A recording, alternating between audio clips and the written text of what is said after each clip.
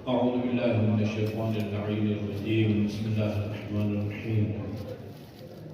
الحمد لله رب العالمين، والصلاة والسلام على خير خلقه محمد وآله الطيبين الطاهرين، واللعن الأبدي على أعدائهم أجمعين. أما بعد، فقال الله الحكيم. بسم الله الرحمن الرحيم. كتب عليكم الصيام كما كتب على الذين من قبلكم لعلكم تتقون. مومنین کرام، جیسے ابھی میرے برادر عزیز محترم سید محمد علی حمدانی صاحب سے آپ نے سنا،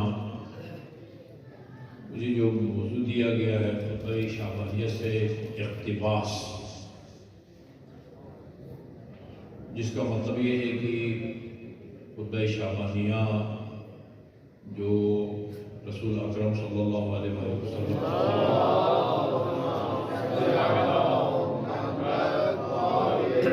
ہر سال شعبان کے آخر میں اس خطبے کو پڑھا کرتے تھے.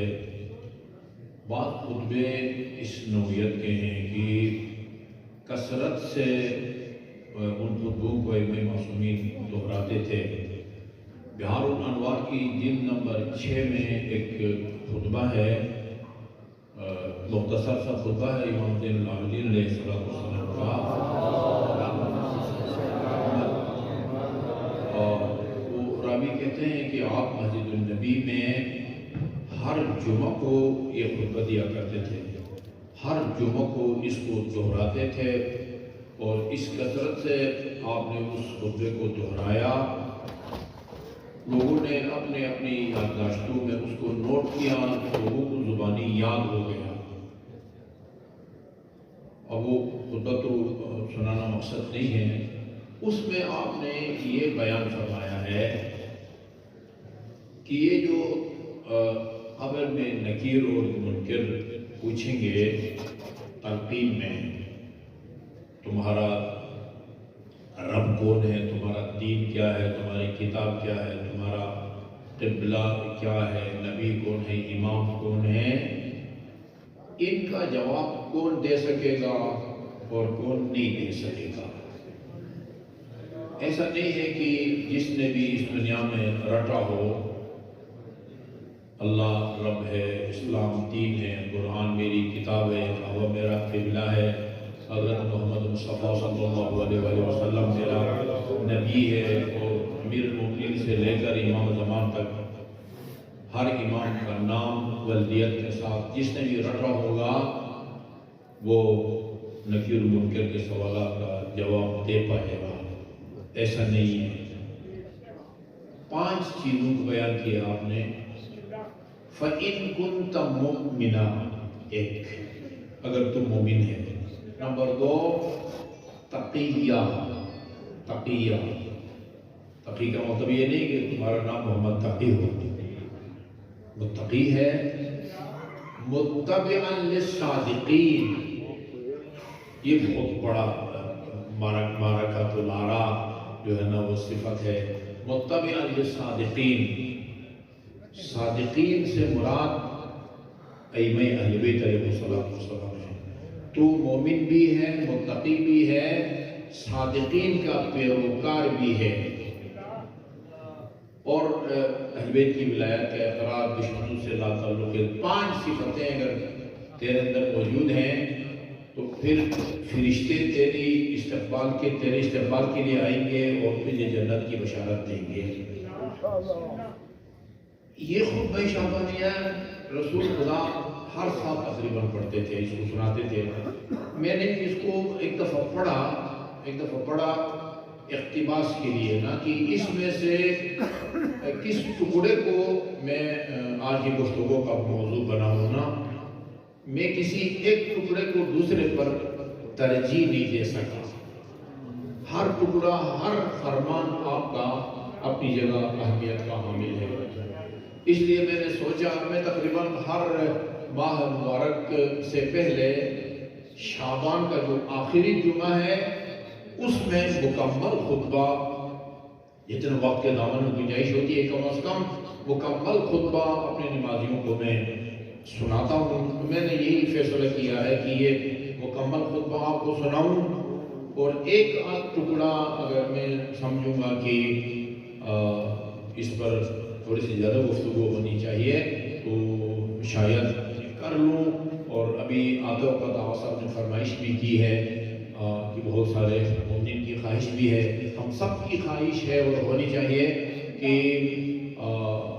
یعنی گفتگو کے اختتام پر مسائل کی بھی چند جملے جو ہے نا وہ بیان ہونی چاہیے.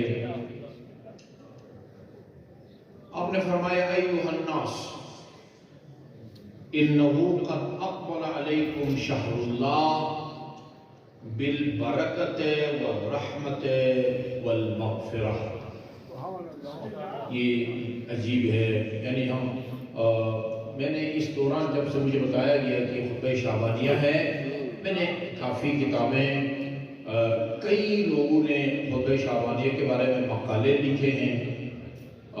نجف کے ایک عالم دین ہیں, ان کی تو تقریباً ان کو مقالہ یا کتابچہ نہیں کہنا چاہیے, کتاب لکھی ہے باقاعدہ خطبہ شعبانیہ کی شرح میں. ظاہر ہے اس کے اندر لفظ رحمت آیا ہوا ہے. رمضان کا مہینہ اپنے ساتھ تمہارے لیے رحمتوں کو, مغفرتوں کو اور برکتوں کو لے کے آیا ہے. رحمت کی وضاحت ہونی چاہیے, مغفرت کی وضاحت ہونی چاہیے, برکت کی وضاحت ہونی چاہیے, جس کے لیے ہمارے پاس ٹائم نہیں ہے. اتنا سربستہ عرض کروں, یہ بعض الفاظ اردو زبان میں بھی رائج ہیں. برکت, اللہ تعالیٰ برکت دے. کبھی انسان کی زندگی بابرکت ہوتی ہے, کبھی انسان کا مال بابرکت ہوتا ہے, کبھی انسان کا علم بابرکت ہوتا ہے. ہم نے کئی لوگوں کو پڑھ دیکھا ہے, ٹھوس علمی صلاحیتوں کے قابل ہیں, یعنی حامل ہیں, لیکن کوئی افادیت نہیں ہے, کوئی برکت نہیں ہے. ان کے علم سے لوگ مستفید نہیں ہو رہے ہیں, بیٹھے ہیں, علم ان کے اندر سڑ رہا ہے, لیکن افادیت جو ہے نا وہ نہیں ہے. برکت, مال میں برکت, زندگی میں برکت, علم میں برکت, نا مختلف چیزوں کی برکتیں ہوتی ہیں. یہ مہینہ آگے کچھ نمونے خود رسول خدا نے فرمایا ہے یہ کس طرح بابرکت مہینہ ہے. یہ خود یہ جو سورہ قدر کی آیت ہے, لیلۃ القدر خیر من الف شہر, یہ عمل میں برکت ہے, عمل میں برکت ہے. یہ شب قدر یہ 1000 راتوں سے افضل ہے. کتنا گنا الفضل ہے, افضل ہے, اس کا ذکر نہیں ہے. اتنا بتایا ہے کہ یہ 1000 مہینوں سے لیلۃ القدر افضل ہے. لیلۃ القدر افضل ہونے کا مطلب یہ ہے کہ خود رات, اس کے گھنٹے, اس کے منٹس اور اس کے سیکنڈ, ان میں کوئی فضیلت نہیں ہے. اس کا مطلب یہ ہے کہ یعنی اس شخص میں جو عمل کریں گے, اس شخص میں جو نماز پڑھیں گے, اس شخص میں جو انفاق کریں گے, اس شخص میں جو صدقہ دیں گے, اس شخص میں جو قرآن کی تلاوت کریں گے, یہ باقی 1000 مہینوں سے افضل ہے. یہ عمل کی برکت ہے. اقبل علیکم شہر اللہ بالبرکت والرحمت والمغفرہ. رحمت, برکت اور مغفرت, ان تینوں الفاظ کا ایک عام اردودان آدمی اپنے ذہن میں جو معنی رکھتا ہے نا, وہی کافی ہے. رحمت اردو میں ہم استعمال کرتے ہیں, برکت بھی استعمال کرتے ہیں, مغفرت اور بخشش بھی ہم استعمال کرتے ہیں. یہ مہینہ اپنے ساتھ رحمت, برکت اور مغفرت کو لے کے آیا ہے. شہر هو عند اللہ افضل الشہور, ماہ مبارک یہ وہ مہینہ ہے جو خدا کے نزدیک باقی 11 مہینوں سے افضل ہے. وَأَيَّامُهُ أَفْضَلُ الْأَيَّامِ, اس کے دن باقی 11 مہینوں کے دنوں سے افضل ہیں. وَلَيَالِهِ ہے أَفْضَلُ اللَّيَالِ, اس کی راتیں باقی مہینوں کے راتوں سے افضل ہیں. سَاعَاتُهُ أَفْضَلُ السَّاعَاتِ, اس کے لمحات, اس کی گھڑیاں, یہ باقی مہینوں کے لمحات ان کے افضل ہیں.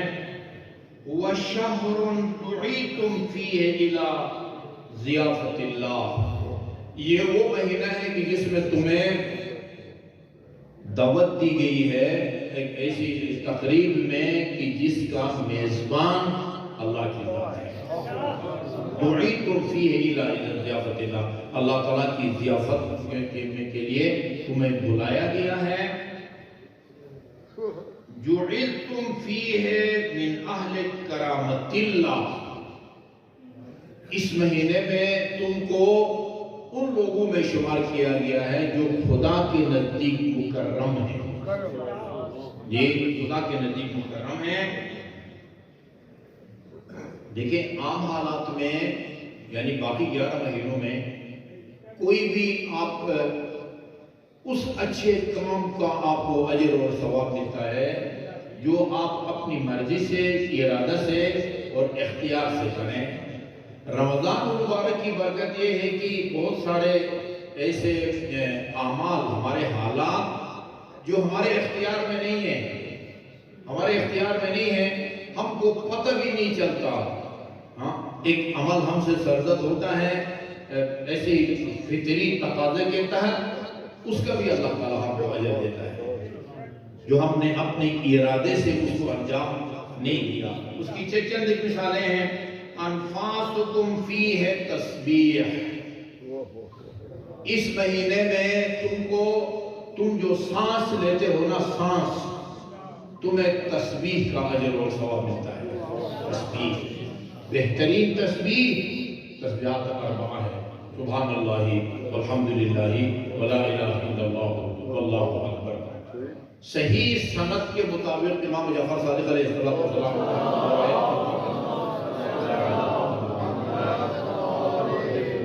روایت خاصہ طولانی ہے. یہ معراج میں آن حضرت کے مشاہدات میں سے شامل ہے. یہ معراج میں آپ نے وہ دیکھا کہ وہ کچھ فرشتے مکان کی تعمیر میں مصروف ہیں جس میں سونا اور چاندی کی اینٹیں اس کی تعمیر یا دیواروں کی چنائی میں استعمال ہو رہی تھی.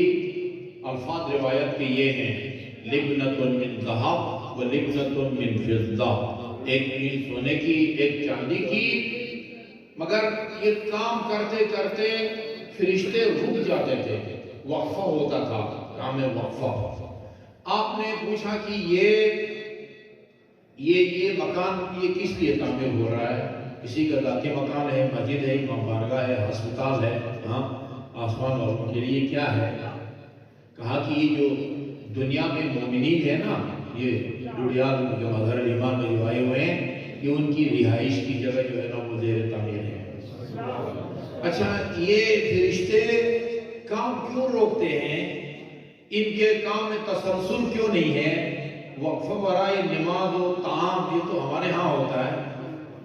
کہا اس کی وجہ یہ ہے کہ یہ جو آپ کو سونا اور چاندی کی اینٹیں نظر آتی ہیں جو اس محل کی تعمیر میں استعمال ہو رہی ہیں، وہ دنیا میں زندہ مومن کا ایک ذکر ہے جو سونا اور چاندی کی اینٹوں میں تبدیل ہو کے یہاں پہنچتا ہے.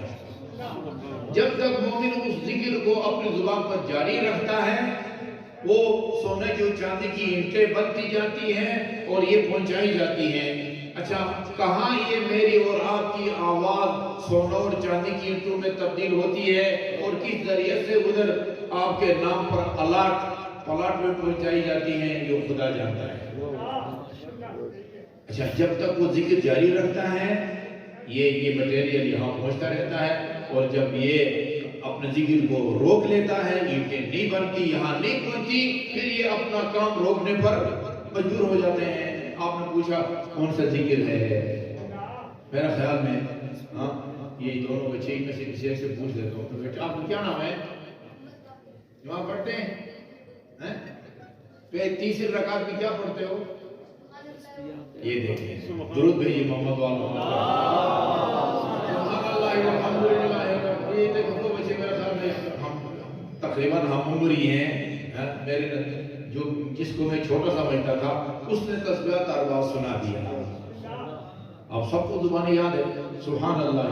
میں اکثر عرض کرتا ہوں مجالس میں بھی نا، اس ذکر کو آپ صرف نماز مغرب کے آخری رکعت یا ظہرین اور عشاء کی تیسری اور چوتھی رکعت تک اس کو محدود نہ رکھیں. جب بھی آپ کی زبان فارغ ہو، آپ کی زبان پر سبحان اللہ والحمدللہ ولا الہ الا اللہ واللہ اکبر۔ بہترین تسبیحات اربعہ ہے۔ مکہ میں حجاج کرام مجھ سے پوچھتے ہیں صاحب یہ مکہ میں قیام کے دوران کون سا ذکر کریں؟ بہترین ذکر میں دو ذکر کا مشورہ دیتا ہوں، ایک تسبیحات اربعہ اور ایک محمد و آل محمد پر صلوات۔ یہ دیکھیں، انفاسکم فیہ تسبیح، سانس آپ اپنے ارادہ اور اختیار سے نہیں لیتے، آپ سانس یعنی بیداری میں بھی لیتے ہیں، نیند کی حالت میں بھی لیتے ہیں۔ بیداری میں جو سانس لیتے ہیں وہ بھی آپ اپنے ارادہ اور اختیار سے سانس لینے کی ارادہ سے نہیں لیتے، وہ خود بخود جو ہے وہ ایک گیس نکلتی ہے، ایک گیس جو ہے نا وہ بدن کے اندر وہ داخل ہوتی ہے، وہ نیند میں تو پتہ ہی نہیں چلتا۔ جی یہ سانس جو بغیر اختیار کے آپ لیتے رہتے ہیں، اس کے نتیجے میں آپ کو تسبیحات اربعہ کا اجر و ثواب مل جائے گا۔ اس سے بڑھ کے اور جو ہے نا برکت کیا ہو سکتی ہے؟ ہاں عمل تسبیح نومکم فیہ عبادہ، یہ تو ہضم کرنا بہت مشکل ہے، بس مخبر صادق نے کہہ دیا جو وحی کے بغیر بولتا نہیں ہے، ورنہ اس طرح جو ہے نا وہ ہضم کرنا بھی۔ اچھا تم سوتے ہو اپنی عمر اور صحت کے مطابق 2 گھنٹے، 8 گھنٹے، 10 گھنٹے، یہ تم جب سوتے ہو نا تمہارے سونے کا تم کو عبادت کا اجر دیا جاتا ہے۔ نومکم فیہ عبادہ عملکم فیہ مقبول، تمہارا عمل رمضان مبارک میں خدا کی بارگاہ میں مقبول ہے۔ میں مختلف مناسبتوں سے عرض کر چکا ہوں کہ صحیح عبادت اور قبول عبادت میں کیا فرق ہے۔ ہر عبادت جو آپ صحیح انجام دیتے ہیں ضروری نہیں ہے کہ وہ خدا کی بارگاہ میں قبول بھی ہو، ہر قبول عبادت صحیح ہے، مگر ضروری نہیں ہے کہ ہر صحیح عبادت قبول بھی ہو، نہیں۔ اسی لیے جملہ عرض کروں، رسول خدا نے فرمایا ہے جو میرے نواسے کی قبر کی زیارت کرے گا عارفاً بحقہ، بشرطی کہ اس کے دل میں حسین کی معرفت ہو، اللہ تعالیٰ اس کو ایسے 90 مقبول حج اور عمروں کا ثواب عطا فرماتا ہے جو میں رسول کی قیادت میں انجام دی۔ مقبول یہ عمل کا قبول ہونا بہت بڑا اعزاز ہے۔ اس لیے اس رمضان مبارک کی خصوصیت ہے کہ اس میں جو اعمال تم انجام دیتے ہو خدا کے بارگاہ میں قبول ہے، یعنی اختصار کے ساتھ عرض کر رہا ہوں، فرض ادا ہونے کے علاوہ مقررہ ثواب بھی آپ کو ملتا ہو جس عمل کے نتیجے میں، اس کو قبول کہتے ہیں۔ نماز آپ کی صحیح ہو اس لیے کہ وضو بھی ٹھیک ہے، کپڑے بھی پاک ہیں، قبلہ رخ نماز بھی پڑھی ہے وغیرہ وغیرہ، لیکن اگر قبول نہیں ہے اس لیے کہ قبول ہونے کی شرط نہیں ہے، فرض تو ادا ہو جائے گا لیکن قبول نہیں ہے، یعنی اس کا جو مقررہ ثواب دینے کا خدا نے وعدہ فرمایا ہے وہ ثواب نہیں ملے گا۔ اور قبول کا مطلب یہ ہے کہ فرض بھی ادا ہو گیا اور خدا کی بارگاہ میں قبول بھی ہے، اس کا اللہ تعالیٰ اپنے وعدے کے مطابق اجر بھی عطا فرمائے گا۔ دعاؤکم فیہ مستجاب، رمضان المبارک میں جو دعائیں تم مانگتے ہو وہ خدا کی بارگاہ میں قبول ہوتی ہیں۔ فاسألوا اللہ ربکم، ترجیحات دیکھیں گے، ترجیحات میں اکثر کہتا ہوں جب ہم حج پہ جاتے ہیں نا تو درجنوں مومنین دعاؤں کی درخواست کرتے ہیں۔ میں نے میرے خیال میں پورے کئی سالوں میں ایک آدھ مومن سے یہ سنا ہے کہ ہماری جو ہے نا دعا کریں کہ ہماری عاقبت بخیر ہو۔ نہیں، کوئی بھی اس طرح کی دعا کی درخواست نہیں کرتا۔ بیٹا بیمار ہے، نوکری نہیں ہے، شادی نہیں ہو رہی ہے، وہ نہیں ہو رہا، سب دنیا اور دنیا کے لوازمات کے بارے میں۔ یہاں دیکھیں یہ اس مہینے میں چونکہ اللہ تعالیٰ تمہاری دعا کو قبول فرماتا ہے، لہذا یعنی سچی نیت اور پاکیزہ دلوں کے ساتھ سچی نیت اور پاکیزت دلوں کے ساتھ یہ دعا کرو کہ اللہ تعالیٰ تمہیں رمضان المبارک کے پورے روزے رکھنے کی توفیق عطا فرمائے۔ ترجیحات دیکھیں رسول اکرم کی نا، فَاسْأَلُوا اللَّهَ، کیونکہ اس مہینے میں دعائیں قبول ہوتی ہیں۔ فَاسْأَلُوا اللَّهَ رَبَّكُمْ، اپنے رب کی بارگاہ میں دعا کرو بِنِيَّاتٍ صَادِقَةٍ، سچی نیت کے ساتھ، وَقُلُوبٍ طَاهِرَةٍ، اور پاکیزہ دلوں کے ساتھ، أَن يُوَفِّقَكُمْ لِصِيَامِهِ، کہ اللہ تعالیٰ تمہیں اس مہینے کے روزے رکھنے کی توفیق عطا فرمائے، اور وَتِلَاوَةِ كِتَابِهِ، اور یہ دعا کرو کہ رمضان مبارک میں زیادہ سے زیادہ قرآن کی تلاوت کی اللہ تعالیٰ آپ کو توفیق دے، اس لیے کہ فَإِنَّ الشَّقِيَّ مَنْ حُرِمَ غُفْرَانَ اللَّهِ فِي هَذَا الشَّهْرِ الْعَظِيمِ، وہ شخص بڑا بدنصیب اور بدبخت ہوگا کہ رمضان المبارک گزر جائے، ختم ہو جائے، لیکن وہ اپنے گناہ نہ بخشوا سکے۔ کہتے ہیں کہ جو آدمی رمضان مبارک میں اپنا گناہ نہ بخشوا سکے، وہ باقی 11 مہینوں میں بھی نہیں بخشوا سکے گا۔ ہاں، اگر اس سال میدان 9 ذی الحج کو میدان عرفات میں اگر حاضری نصیب ہو، پھر میدان عرفات میں وہ گناہ بھی بخشے جاتے ہیں جو رمضان مبارک میں ہم نہیں بخشوا سکے۔ دعا کریں اللہ تعالیٰ تمام مومنین مومنات کو بیت اللہ کا حج نصیب فرمائے۔ دوسرا مومنین جنہوں نے اس سال کو اقدام کیا ہے، زیادہ سے زیادہ مومنین کا نام قرآن نازل میں نکل آئے اور یہ شہادت حاصل کر سکیں۔ ایھا الناس ان ابواب الجنان فی ھذا الشہر مفتحہ، اس مہینے میں جنت کے دروازے کھول دیے جاتے ہیں۔ فَاسْأَلُوا اللَّهَ رَبَّكُمْ، ہاں اپنے رب اللہ سے یہ دعا کرو، اللہ یغلقها علیکم، جنت کے دروازے جو تمہارے کھول دیے گئے ہیں وہ پھر سے بند نہ ہوں، وہ ابواب النیران مغلقہ یا مغلقہ، جہنم کے دروازے بند کر دیے جاتے ہیں۔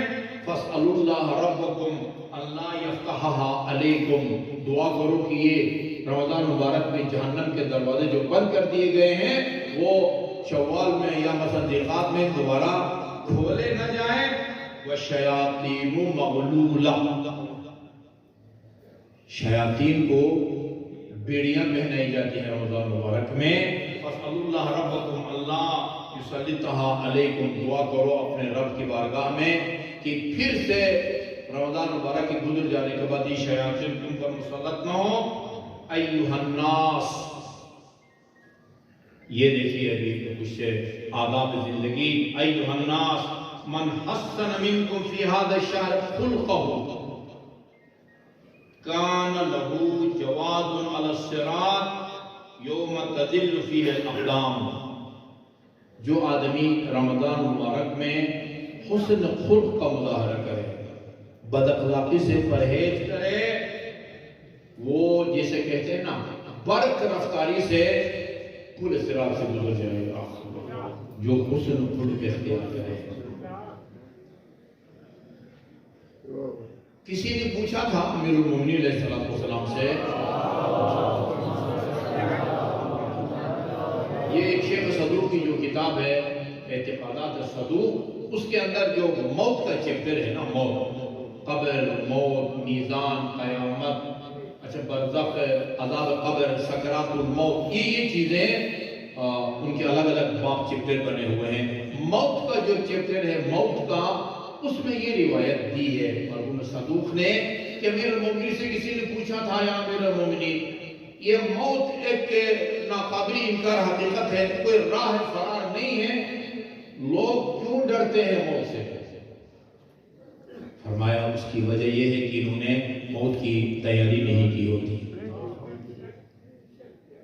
جس طالب علم نے امتحان کی تیاری کی ہوتی ہے وہ تو بڑے بےتابی سے وہ اس کا انتظار کر رہا ہوتا ہے امتحان کی تاریخ کا، اور جس نے تیاری نہیں کی ہوتی وہ دعائیں کر رہا ہوتا ہے، خدا کرے یہ ملتوی ہوں امتحانات، ابھی تیاری ہماری۔ اچھا پوچھا مل استعداد للموت، مولا موت کی تیاری کا کیا طریقہ ہے؟ کیا کریں جس کی وجہ سے موت کا خوف دل سے جاتا رہے؟ تین چیزیں بتائی ہیں میرے مومنین نے. 3 کام کرو، تمہارے دل سے موت کا خوف کس طرح اٹھ جائے گا جس طرح تمہارے امام کے دل سے موت کا خوف جاتا ہے. 3 کام کرنے ہیں. نمبر 1 اداء الفرائض. یعنی 2 جمع 2 4 کی طرح ہے. کوئی یعنی محب اہل بیت، کوئی امیر المومنین کو اپنا امام اول ماننے والا اس کا انکار نہیں کر سکتا، انکار کیا شک بھی نہیں کر سکتا. نمبر 1 اداء الفرائض، واجبات کو بجا لاؤ. نمبر 2 واجتناب المحارم، حرام کاموں سے پرہیز کرو. تیسری بات واکتساب المکارم، واکتساب المکارم، اخلاق حسنہ سے آراستہ ہوتا ہے. آپ نے توجہ فرمایا جس اہمیت کے ساتھ امیر المومنین نے واجبات کو بجا لانے کا بیان حکم فرمایا ہے، جو اہمیت واجبات کو بجا لانے کو دی ہے، جو اہمیت حرام کاموں کو ترک کرنے کو دی ہے، اسی کی ذیل میں اتنی ہی اہمیت حسن خلق، یہ اخلاق حسنہ سے آراستہ ہونے سے. فَإِذَا فَعَلْتَ ذَلِكَ، یہ 3 کام اگر کر لو نا، یہ 3 کام، واجبات کو بجا لاؤ، حرام کاموں سے پرہیز کرو اور با اخلاق بنو، سیدھا با اخلاق بنو. اخلاق کی اہمیت کو اجاگر اگر ہم کرنا چاہیں، یہی کافی ہے. رسول خدا صلی اللہ علیہ وسلم کا فرمان کہ اللہ تعالیٰ نے مجھے تمہارے اخلاق ٹھیک کرنے کے لیے نبی بنا کے بھیجا ہے. بُعِثْتُ لِأُتَمِّمَ مَكَارِمَ الْأَخْلَاقِ فَإِذَا فَعَلْتَ ذَلِكَ، یہ 3 کام اگر کرو پھر فَلَا تُبَالِي، پھر تمہیں پرواہ نہیں ہونی چاہیے. أَوْ وَقَعْتَ عَلَى الْمَوْتِ أَوْ وَقَعَ الْمَوْتُ عَلَيْهِ. وہ خود فرماتے تھے ابو طالب کے فرزند کو، ابو طالب کے بیٹے کو پرواہ نہیں ہے کہ موت اس کو پر آ کے گرتی ہے یا علی موت کو ہو جاتی. تم بھی اگر یہ 3 کام کرو نا، واجبات کو بجا لاؤ، حرام کاموں کو ترک کرو، با اخلاق بنو، بد اخلاق نہ بنو، اور تو پھر تمہارے دل سے بھی موت کا خوف جاتا رہے گا. حسن خلق. معاذ آن حضرت کا ہمسایہ تھا، آپ نے اس کی جنازہ میں شرکت کی تھی. جنازہ پڑھا تھا، قبر میں اس کو اتارا تھا. تدفین کے بعد آپ اس کی والدہ کے پاس گئے تعزیت کے لیے، تسلیت کے لیے، نا افسوس کے لیے.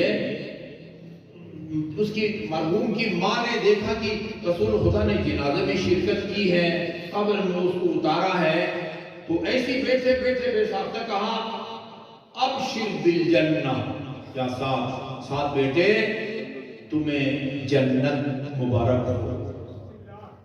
رسول خدا نے فرمایا کہ تمہیں کیسا پتہ چلا ہے وہ جنت میں چلا گیا ہے؟ یا رسول اللہ، آپ نے اس کی جنازہ میں شرکت کی ہے، آپ نے اس کو قبر کو اتارا ہے، ہاں یقیناً جنت جائے گا. فرمایا کہ انجام کے طور پر جنت ضرور جائے گا، مگر ابھی اور اسی وقت وہ عذاب قبر میں مبتلا ہے، اس لیے کہ اہل خانہ کے ساتھ اس کا سلوک برتاؤ اخلاق اچھا نہیں تھا. اب میں تفصیل نہیں بیان کر سکتا. میاں بیوی کے اخلاق، اولاد اور والدین کے اخلاق، بہن بھائیوں کے اخلاق، بھائی کے اخلاق، استاد شاگرد کا یہ اخلاق. بد اخلاق ہونے کی وجہ سے یعنی ہر گناہ کی سزا الگ ہے. بد اخلاق ہونے کے نتیجے میں قبر ہی میں اللہ تعالیٰ اس کو وہ کفارے کی ادائیگی کا سلسلہ شروع ہو جاتا ہے. یا ایھا الناس من حسن فی ھذا الشہر، اس مہینے میں جو اپنے اخلاق کو ٹھیک کرے، کان لہ جواز علی الصراط یوم تزل الاقدام، یہ اس دن پورے صراط سے برق رفتاری سے گزر جائے گا جس میں لوگ وہاں پل صراط سے گزر نہیں پائیں گے، لغزش کے شکار ہوں گے، پاؤں جن کے پھسلیں گے، وہاں یہ بڑی برق رفتاری سے نکل جائے گا۔ یہ جملہ یاد آ رہا ہے امیر المومنین کی محبت کے بارے میں رسول خدا کا بھی یہ فرمان ہے، اللہ ممات علی حب آل محمد، یاد رکھو جس کے دل میں علی کی محبت ہو اور دل میں علی کی محبت لیے اس دنیا سے جائے، لا یموت حتی یشرب من الکوثر، اس وقت تک اس کو موت نہیں آئے گی جب تک وہ اسی دنیا میں بیٹھ کر حوض کوثر کے جام نہ پیے۔ اللہ من احب علیا لا یخرج من الدنیا حتی یأکل من طوبہ، جب تک شجرہ طوبہ کا پھل نہیں کھائے گا محب علی، اس وقت تک اس کو موت نہیں آئے گی۔ اللہ من احب علیا لا یخرج منها الدنیا حتی یرى مکانہ فی الجنہ، اس وقت تک اس کو موت نہیں آئے گی جب تک اس دنیا میں بیٹھ کے وہ جنت میں اپنا مقام نہ دیکھے۔ یہ حسن خلق کے بارے میں فرمایا، وَمَنْ خَفَّفَ فِي هَذَا الشَّهْرِ اَمَّا مَلَكَتْ يَمِينُهُ۔ پرانے زمانے میں غلام ہوتے تھے، مارکیٹ میں لونڈیاں بھی، کنیزیں بھی بکتی تھی، غلام بھی بکتے تھے، ان کی شکل و صورت، قد و قامت یا کام کاج کی صلاحیت کے مطابق ان کے ریٹ رکھتے تھے، قیمت لگتی تھی، اس کے مطابق خریدتے تھے۔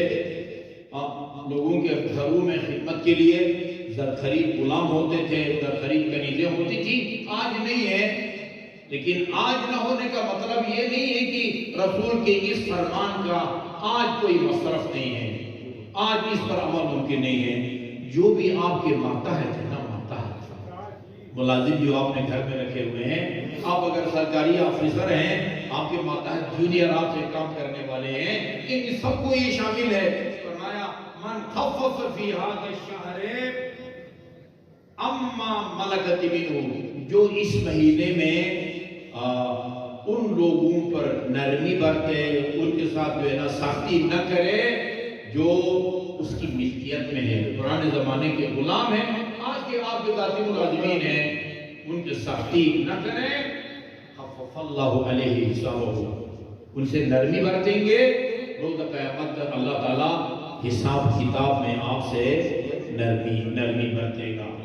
وَمَنْ كَفَّ فِيهِ شَرَّهُ کف اللہ عنہ غضب۔ اچھا، اور جو اپنے شر سے لوگوں کو محفوظ رکھے یا لوگ جس کے شر سے محفوظ رہے، یہ کف اللہ غضب یوم یلقا، انسان جب خدا کی بارگاہ میں اس کی حاضری ہوگی تو یا اللہ تعالیٰ اپنے غضب کو روک لے گا، یعنی اپنے غضب سے پیش نہیں آئے گا۔ وَمَنْ أَكْرَمَ فِيهِ يَتِيمًا، جو اس مہینے میں کسی، اچھا یہ عجیب لفظ ہے، یہ نہیں لکھا ہو جو کسی یتیم کی مدد کرے، کسی یتیم کو کھانا کھلائے، کسی یتیم کے تعلیمی اخراجات کو برداشت کرے، اس کے ساتھ پر جو ہے نا وہ دست شفقت پھیرے، یہ نہیں ہے۔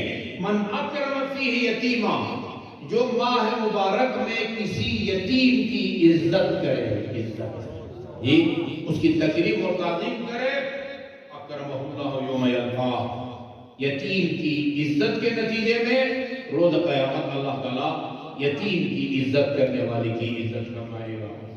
وَمَنْ وَصَلَ فِيهِ رَحِمَهُ، جو آدمی رمضان مبارک میں صلہ رحم کرے، صلہ رحم۔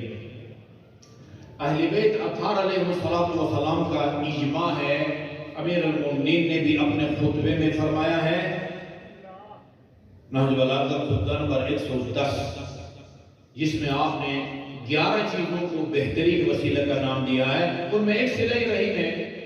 خاتون جنت علیہ السلام کا جو خطبہ ہے اس میں بھی کہ صلہ رحم کے نتیجے میں انسان کی عمر بڑھ جاتی ہے اور قطع رحم کے نتیجے میں انسان کی عمر کم ہو جاتی ہے، وقت سے پہلے مرتا ہے بندہ۔ اس کو یہ نہیں پتہ ہوتا ہے کہ قطع رحم کے نتیجے میں یہ ہمارے فلاں عزیز کی موت واقع ہوئی ہے، ظاہراً کوئی اور سبب نظر آ رہا ہوتا ہے، ہارٹ اٹیک ہو گیا، یہ ایکسیڈنٹ ہو گیا، سیلاب کے نظر ہو گیا، زلزلے میں دب گیا، یہ چیزیں نظر آتی ہیں، پیچھے ہم کو نظر بستیوں کی بستیاں جو ہے نا وہ صفحہ ہستی سے مٹ جاتی ہیں. بعض اوقات اس بستی میں ایک بندے کے گناہ کی وجہ سے پوری بستی اجڑ جاتی ہے. لوگوں کو نہیں پتہ ہوتا کہ اصل اس عذاب کے نازل ہونے کی وجہ کیا ہے. یہ ایک کلمہ یاد رکھنے کے قابل ہے. اتقوا فتنة لا تصيبن الذين ظلموا منكم خاصة. اس اجتماعی عذاب سے بچو اور ڈرو کہ جو نازل ہونے کے بعد صرف ظالموں تک محدود نہیں رہتا. داستانیں ہیں ایک بندے کی وجہ سے. حضرت موسیٰ یہ اللہ تعالیٰ کے ساتھ بے تکلف تھے, بہت بے تکلف نا, عجیب سوالات کرتے تھے اور اللہ تعالیٰ بھی محسوس کیے بغیر ان کو سوالات کا جواب بھی دے دیتے تھے.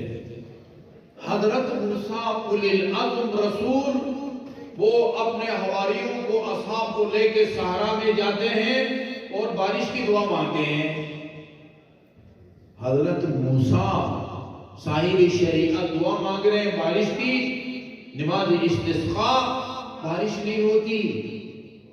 حضرت موسیٰ نے اللہ تعالیٰ نے پوچھا کیا پروردگار پالنے والے, یہ ہماری دعا کیوں نہیں قبول ہو رہی ہے؟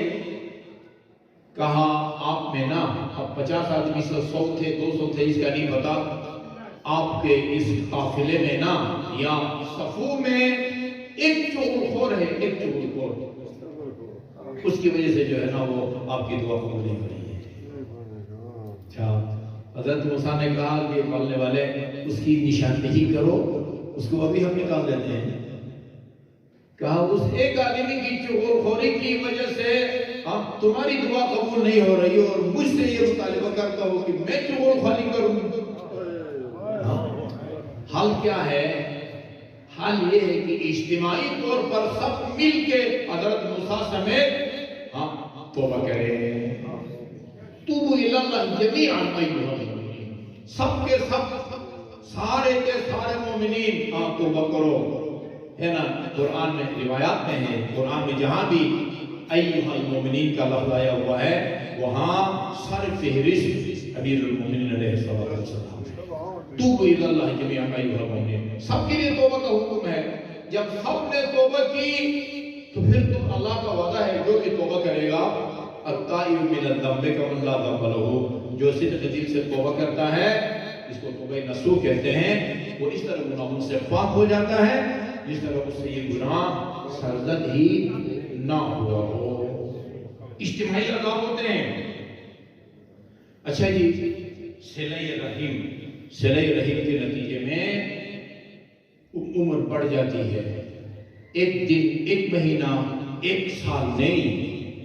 ایک آدمی کی اگر عمر وہ جو لوح محو اس بات ہے نا, اس میں اس کی مقررہ عمر میں سے 3 سال ابھی باقی ہو, 3 سال کے بعد اس نے مرنا ہو, صلہ رحم کے نتیجے میں اس کی عمر بڑھا کے 33 سال کر دی جاتی ہے. 30 سال عمر انسان کو اضافی مل جاتی ہے صلہ رحم کے نتیجے میں.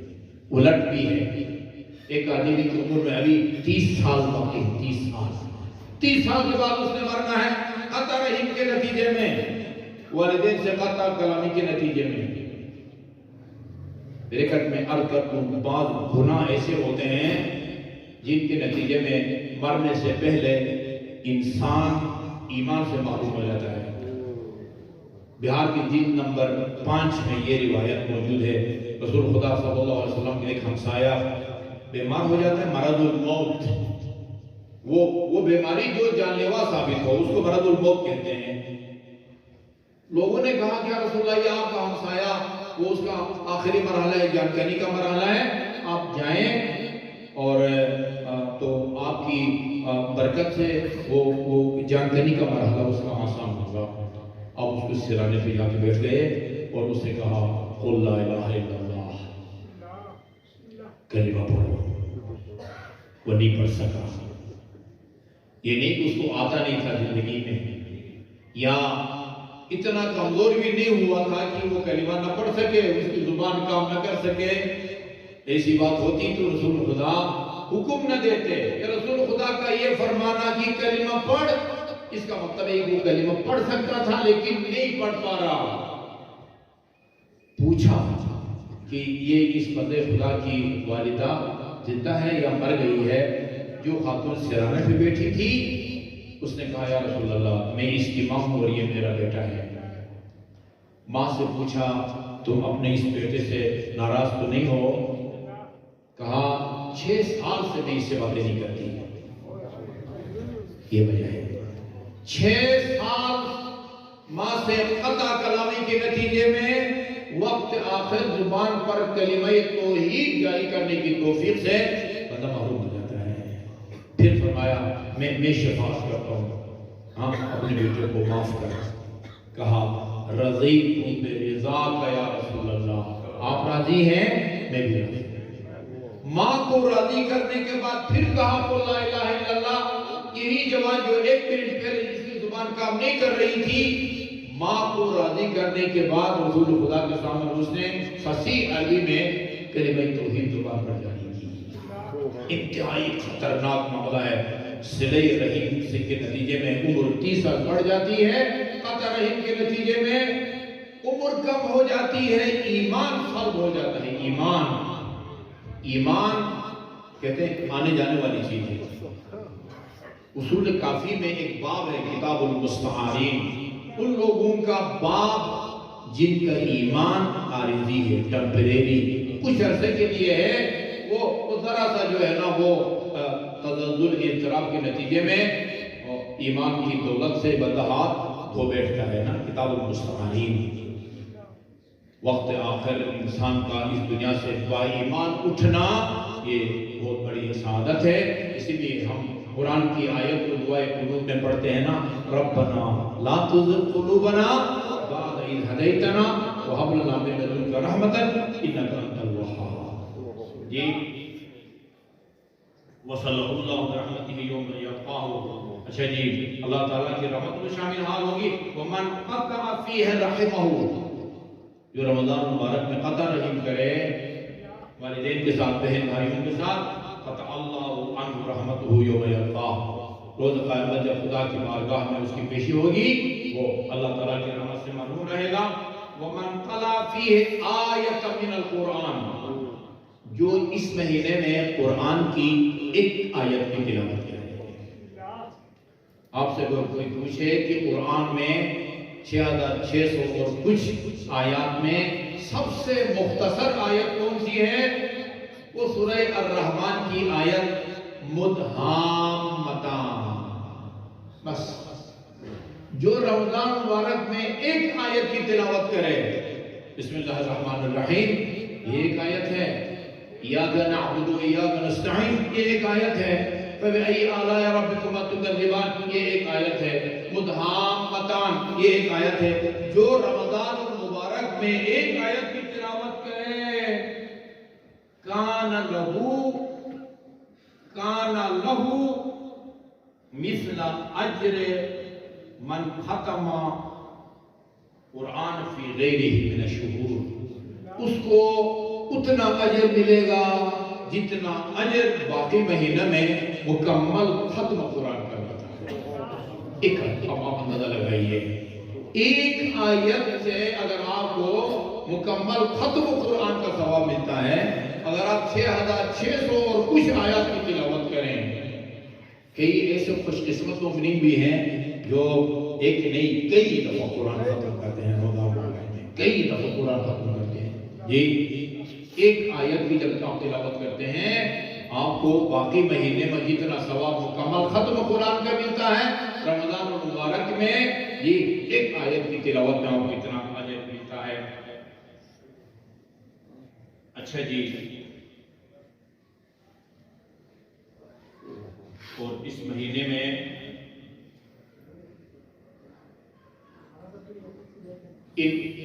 ان الصیام لیس من الطعام والشراب، روزہ صرف کھانے پینے کی چیزوں سے پرہیز کرنے کا نام نہیں ہے۔ فَإِذَا صُمْتُمْ، جب تم روزہ رکھو رمضان مبارک میں، فَاحْفَظُوا أَلْسِنَتَكُمْ مِنَ الْكِذِبِ، اپنی زبان کو جھوٹ بولنے سے بچاؤ۔ رمضان مبارک میں جو جھوٹ بولتا ہے، اگر اس کا جھوٹ خدا اور رسول کی طرف کسی روایت کو غلط منسوخ کرنے کی صورت میں ہو، پھر تو گناہگار ہونے کے علاوہ روزہ بھی باطل ہو جاتا ہے۔ رمضان مبارک میں اہل منبر کو بہت زیادہ احتیاط کرنی چاہیے۔ امام جعفر صادق علیہ السلام نے فرمایا، اور جب کہ وہ امام جعفر صادق کا فرمان نہ ہو، بندے کا روزہ باطل ہو جاتا ہے۔ جی ہاں، تمہاری زبانوں کو بھی روز ہونا چاہیے۔ غضوا ابصارکم عما حرم اللہ،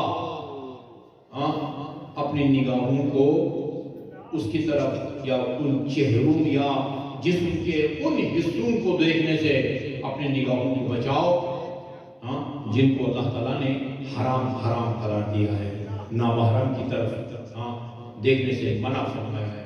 حدیث ہے رسول خدا کی، النظر سحب مسموم من سہام الشیطان، آلودہ نگاہ شیطان کے زہر آلود تیروں میں سے ایک تیر ہے۔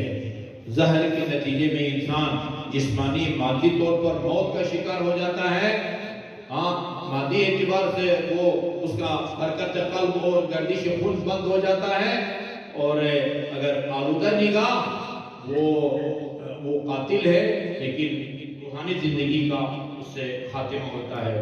یا غضوا ابصارکم عما ولا تنازعوا، لڑائی جھگڑے سے بھی پرہیز کرو، حسد سے بھی پرہیز کرو، ولا تغتابوا، رمضان مبارک میں غیبت سے بھی پرہیز کرو۔ جلدی بتاؤں کہ غیبت کہتے کسے ہیں۔ غیبت کا مطلب ذکرک اخاک بما اذا سمعه استکرہہ۔ غیبت کا مطلب یہ ہوتا ہے اپنے برادر مومن کے بارے میں وہ بات کرو کہ اگر وہ اس کو سن لے تو اس کو ناگوار گزرے۔ یہ غیبت سے بھی بچو، اچھا جی، گالی گلوچ سے بھی بچو، ظلم نہ کرو، لڑائی جھگڑا بدگمانی سے بھی، چغل خوری سے بھی۔ آخرت ہم وقت تمہارے پیش نظر ہونی چاہیے۔ اور ایک اور عمل جس کی بہت زیادہ ماہ مبارک میں تاکید کی گئی ہے، پورے سال میں اس کی تاکید کی گئی ہے، لیکن رمضان مبارک میں بہت زیادہ تاکید کی گئی ہے، اور وہ مستحق اور نادار لوگوں کو صدقہ دینا۔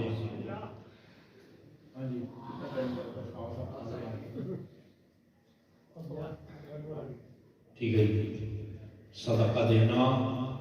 صرف ایک روایت بات کرتا ہوں، ایک قرآنی روایت تھی، وہ اس کو حذف کرتا ہوں، امام موسیٰ کاظم علیہ السلام کی ایک روایت کرتا ہوں۔ قال الامام الکاظم لرجل شکا الیہ کثرۃ العیال وکلہ مرضى، ایک شخص امام کی خدمت میں آ کے عرض کرنے لگا، فرزند پیغمبر، ایک تو میری اولاد بہت ہے، عیال بہت ہیں، اور اتفاق سے سارے کے سارے مریض ہیں، جس طرح آج کل سنا ہے کہ پھر حملہ ہو گیا اس کا کورونا کا، سارے کے سارے مریض ہیں۔ آپ نے اس شخص سے کہا جس کے بہت سارے بیوی بچے ہیں اور سارے کے سارے وہ بیمار ہیں، دعوہم بالصدقہ، اپنے ان بیمار بچوں کا علاج کرو صدقہ کے ذریعے۔ فلیس شیء اسرع اجابۃ من الصدقہ، صدقہ جس تیز رفتاری سے ایک مؤثر علاج ثابت ہو سکتا ہے، کوئی اور عمل اس تیز رفتاری سے نہیں۔ ولا اجدع منفعۃ علی المریض من الصدقہ، داؤ مرضاکم بالصدقہ، اپنے بیماروں کے علاج کرو صدقہ کے ذریعے۔ اللہ تعالی ہمیں ان حضرت کے اس خطبے پر عمل کرنے کی توفیق عطا فرمائے۔ آپ اختتام پر درخواست کروں گا، ایک برادر مومن کے والدین اور دیگر مومنین و مومنات کی سال ثواب کے لیے سورہ فاتحہ کی آپ تلاوت فرمائیں گے جنہوں نے اس پروگرام کے انعقاد میں تعاون فرمایا ہے. ایک مرتبہ سورہ فاتحہ اور 3 مرتبہ قرآن کی تلاوت فرمائیں. بسم اللہ الرحمن الرحیم. الحمد للہ رب العالمین الرحمن الرحیم مالک یوم الدین ایاک نعبد و ایاک نستعین اهدنا الصراط المستقیم صراط الذین انعمت علیہم غیر المغضوب